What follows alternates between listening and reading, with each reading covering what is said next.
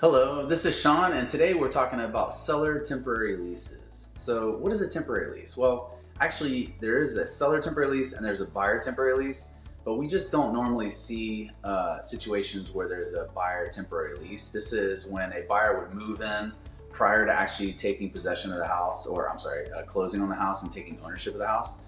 Where a seller temporary lease would allow the seller to stay in the home after closing and after the buyer owns the home. We see these much more common, a seller temporary lease, than we don't almost ever see a buyer moving into a home before they actually close on it. So a seller temporary lease is really beneficial for a seller. It doesn't have a lot of benefits to a buyer, but it's not hard to get the buyer to accept a seller temporary lease where the seller would be able to stay after closing, as long as you are paying the buyer whatever it costs the buyer to own the home. To stay in it for so many days after closing. So we commonly see seller temporary leases anywhere from about a few days after closing up to, say, a couple of weeks or a month. We almost never see them longer than that. So what the benefits are of seller temporary lease, it's amazing because it allows a seller to actually get all of their money out of the closing and know that the sale is complete before they actually move. There's numerous benefits of that.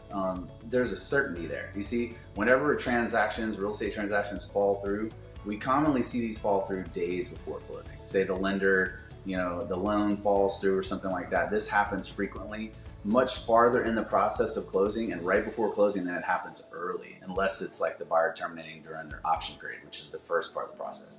But otherwise, sales commonly fall through last minute. The problem with that is you already have the home set up. If you've done your due diligence up front and you're smart as a seller, you need to have this home show worthy. Whether you've paid for professional staging or you just have the home really set up with your own things and organized in such a way where it shows beautifully, this is what you always want to do. So ideal that this transaction closes out completely before you go ahead and destroy that setup and take everything out and vacate the house, because a vacant home does not show and sell well.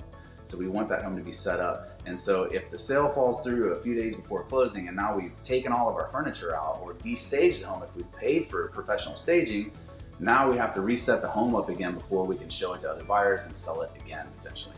So this is why it's extremely beneficial to have a seller temporary lease. And is it hard to get? It's not hard to convince a buyer when you deliver it in an appropriate way. And here on our real estate team, we convince buyers a lot, and I'd say the majority of our sales here, when we represent the seller side, we are negotiating for a seller temporary lease for our sellers. And a lot of these cases, they will actually have a professional staging that they've paid for, and this also really supports that investment and makes sure that we don't throw that money away if they were to take all the furnishings out and then we were to have some problem closing last minute and then we have to face the reality of having to do it all over again. It would be terrible.